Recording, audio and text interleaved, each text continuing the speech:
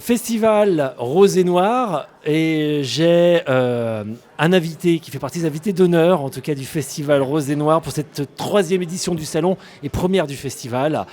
Vous n'êtes pas n'importe qui parce que Luc Vivet, bonjour. Bonjour. Vous êtes le lauréat qui a remporté le prix du suspense. J'ai cet honneur, effectivement. Voilà.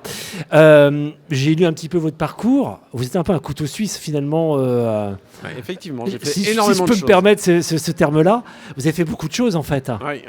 Au départ, je suis venu à Paris, de ma Belgique natale, et j'étais auteur, compositeur, interprète de chansons. Je travaillais dans les cabarets, et à côté, j'écrivais aussi. Ouais. Et il m'est arrivé d'écrire de tout, notamment du théâtre, et puis des sketchs pour la télévision, des choses comme ça. Mais ma passion, c'était la chanson et la littérature. Mais il se fait que j'ai plus vite eu du travail dans la chanson Que dans la littérature. que dans la littérature. Il m'a fallu beaucoup de temps. Et ce qui est assez incroyable, c'est qu'il m'a fallu peut-être 20 ans pour trouver un éditeur. Et le premier bouquin que j'ai publié, c'est chez un gros éditeur. C'était un best-seller, j'en ai vendu plein. Et il a simplement fallu attendre 20 ans pour arriver à ce résultat. Comment on explique finalement ce parcours un peu chaotique enfin chaotique, c'est même pas le bon terme parce que finalement vous étiez plutôt dans l'humoristique à l'origine finalement si je regarde un petit peu la biographie, et le thriller il a toujours été là derrière. Non. Non. En fait, non, j'écrivais des romans plus littéraires qui ne trouvaient pas preneur. Et puis à un moment, je me suis dit, mais il va falloir trouver un créneau pour essayer d'intéresser les éditeurs. Et je te fais que je lisais beaucoup de polars. J'adorais ça, c'est une littérature que j'aime.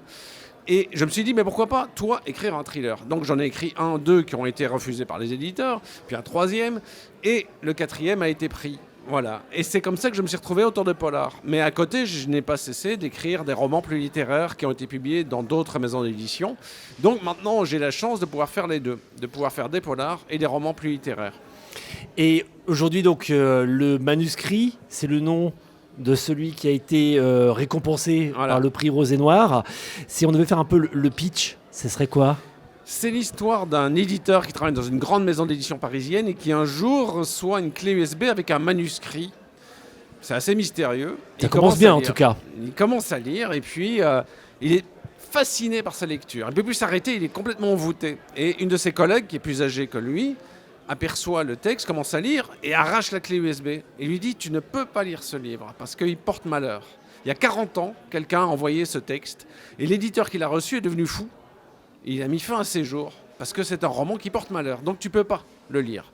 Évidemment, cet éditeur va tout faire pour retrouver la jeune femme qui lui a donné la clé USB, puis l'auteur du livre. La genèse de la clé USB, enfin du manuscrit en tout cas. Et voir pourquoi ce livre porte malheur. C'est intéressant. Et qu'est-ce qui fait qu'on a envie de s'intéresser à un sujet comme ça? Parce qu'on est un peu sur quelque chose d'un peu mystique là pour le coup. Mystique, je Enfin, dirais mystique, pas. j'exagère Mystérieux. peut-être un peu, mais mystérieux en tout cas. Mystérieux. Oui. Ouais. En fait, moi, ce qui m'a toujours fasciné, c'est le pouvoir des histoires sur les gens. Ouais. Parce que c'est simplement des mots couchés sur le papier, et pourtant, ça nous transporte. Et ça, c'est quelque chose qui m'a toujours fasciné. C'est ça. Il y a l'imaginaire qui se met en route Voilà. et qui nous permet de constituer l'histoire qui va bien avec. Et c'est ça qui est extraordinaire, justement. Moi, je trouve un homme, c'est un corps, un esprit et un imaginaire. Parce que nous sommes nos rêves, nos espoirs, nos déceptions aussi, des choses immatérielles mais qui nous constituent. Oui. Et la littérature fait le pont entre ce que nous sommes et ce que nous désirons être. Et ça, c'est fondamental. Quelqu'un qui ne rêve pas d'être autre chose, d'être plus, d'être autre part, c'est un être humain qui ne s'épanouit pas vraiment. Et la littérature nous permet de jeter des ponts vers ce que nous pourrions être. Les auteurs ont différentes manières d'écrire en général. On s'aperçoit qu'il y en a qui vont donner plus de détails, d'autres qui vont plus faire traîner une ambiance. Vous vous situez comment dans tout ça? Est-ce que vous êtes plutôt dans le descriptif, dans le détail, le petit détail qui pourrait attirer, ou est-ce qu'on laisse un peu flotter pour aller vers une vague de suspense qui nous amène à plus tard? Ah oui. Est-ce qu'on travaille aussi et sur un principe vous savez, de filigrane où on a plusieurs histoires qui peuvent des fois s'entrechoquer, ça arrive. Oui. En fait, quand vous écrivez un thriller, ce qui compte, c'est l'intrigue, c'est la vitesse à laquelle ça se déroule. Ouais. Le rythme est fondamental. Ceci dit, votre histoire, on n'y croira que s'il y a suffisamment de détails pour qu'on ait envie d'y croire. Dans mon roman, par exemple, je parle énormément du monde de l'édition. Et je montre l'envers du décor du monde de l'édition. Et ce roman, s'il est réussi, j'espère qu'il est réussi, c'est aussi parce que je parle de ces tout petits détails qui font la vie d'un éditeur dans une grande maison d'édition. Et on a envie de s'identifier à cet C'est ça. éditeur. C'est le détail qui va faire que le roman sera réussi ou pas. Moi, je dis toujours, un écrivain, c'est un professionnel du détail. Oui, bien sûr. Voilà. C'est important, ça permet de pouvoir se mettre dans la peau du personnage. Voilà, exactement. Mais le détail doit être révélateur, arriver à point nommé et permettre à l'intrigue d'avancer. Je me suis dit, il y a des détails dont on ne soupçonne pas le pouvoir parce que l'intrigue est arrivée à un certain niveau.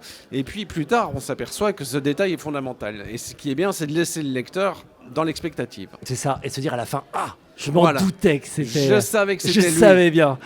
Ça, c'est le détail qui marque. Et j'ai envie, pour finir et pour rebondir aussi sur le prix que vous avez eu hier. C'était Exactement. hier, c'est ça, donc samedi, pour nos éditeurs. Comment on le vit ? Ah bah c'est très agréable parce que comme j'ai dit hier, ça faisait 38 ans que j'avais plus gagné un prix. La dernière fois, c'était au lycée. Donc, Ah oui, effectivement, ça donc, remonte à loin. Voilà, donc il était temps que ça arrive. Mais comme je disais hier, il faut jamais désespérer. La preuve, le prince Charles est arrivé sur le trône. Exactement, Donc il y a toujours un moment où on reconnaît vos qualités, quoi. c'est exactement ça. Comment on le vit, hein, d'avoir un prix ? C'est très agréable pour l'ego. Voilà. Ouais, ça fait du bien. Ouais, Ça vous donne envie de continuer, de bien persévérer, sûr. forcément. Ah, de toute façon, je Vous l'auriez continuerai. fait. Mais c'est vrai que c'est une reconnaissance vis-à-vis de votre travail. Vous avez passé des heures, des semaines, des mois sur ce livre. Vous avez recommencé, vous avez travaillé, vous êtes réveillé à 5h du matin en disant mais ça va pas du tout. Et vous dites toute cette somme de travail qui paraît dérisoire, ça vous donne un livre. Bon, c'est pas grand-chose. Et en même temps, c'est fondamental. Combien de temps il faut pour écrire un livre comme le manuscrit ? Au moins 6 mois pour le premier jet, puis 2-3 mois pour les corrections. Je sais plus parce qu'en fait je l'ai retravaillé à un moment, j'ai changé des choses fondamentales. Ouais. Donc c'est un paquet de boulot. Ça fourmille les idées, on parle souvent de la peur de la page blanche. C'est Non, pas moi, quelque je chose l'ai que vous pas. connaissez pas. Non. Non, Parce que je suis toujours dedans. Donc Ouais.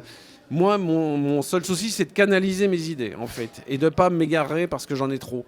Mais ça c'est le travail de l'écrivain, c'est une fois que vous avez terminé, vous recommencez, vous lisez, vous corrigez, vous affinez, vous enlevez tel détail, vous le rajoutez et jusqu'à la dernière minute votre livre n'est pas terminé. Et puis à un moment il faut le finir. C'est ça. Donc c'est un peu comme un bébé qu'on a porté. Exactement. Et une question qui peut paraître peut-être bête, mais est-ce que vous êtes entouré de gens pour pouvoir faire une relecture, pour avoir un avis extérieur ou pas ? Non. Vous avez travaillé vraiment tout seul sur le livre ? Oui. Moi, je suis je suis tellement exigeant vis-à-vis de moi-même que quand je finis un manuscrit, je sais qu'il est bon. Je dirais, il est publiable. On peut y aller. Voilà. Mais Ok. ma compagne le lit, parfois, elle me fait une ou deux remarques. C'est Donc, ça. Et bon, parfois, ça me froisse.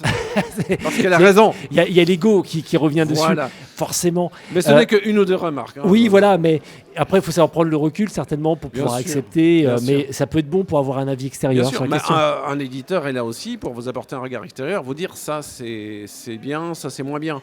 Ceci dit, là pour ce livre qui va être publié chez IGB Éditions, l'éditeur n'a pas eu grand-chose à faire. À vrai dire, il m'a dit c'est Je me dis, impeccable ok, comme c'est ça. bon, on y va, Ouais, j'adore. Voilà, Bon, c'est vrai que le pitch d'entrée donne tout de suite envie. je pense. Voilà. C'est le but. En fait, si votre pitch captive les gens, donc Ouais. 3 lignes, ça captive les gens, vous sentez qu'il y a possibilité de faire un bon roman. Le manuscrit, c'est son nom.